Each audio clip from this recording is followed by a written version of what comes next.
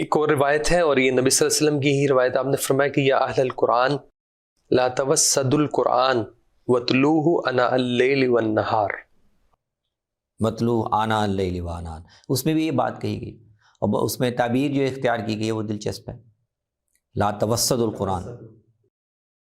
تو اس کی شارحین مطلب یہ بیان کرتے ہیں، وسادہ توسط، وسادہ کو کہتے ہیں سرہانہ یا تکیہ، مطلب قرآن کے معاملے میں اس کو تکیہ نہ سرہانہ نہ بنا لو کہ سوئے رہو. تو قرآن کی تلاوت کا قیام اللیل کے ساتھ خاص تعلق ہے.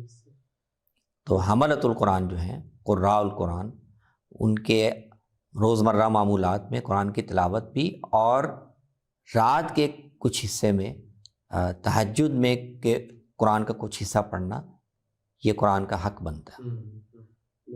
تو اے قرآن والو، قرآن کو وسادہ تکیہ سرہانہ نہ بنا لو، مطلب یہ کہ اس کو قرآن یاد ہے وہ حملۃ القرآن، لیکن رات کے وقت نماز میں قرآن کا کچھ حصہ پڑھتے نہیں ہیں. ایسا نہ کرو. بالکل ٹھیک، بالکل صحیح.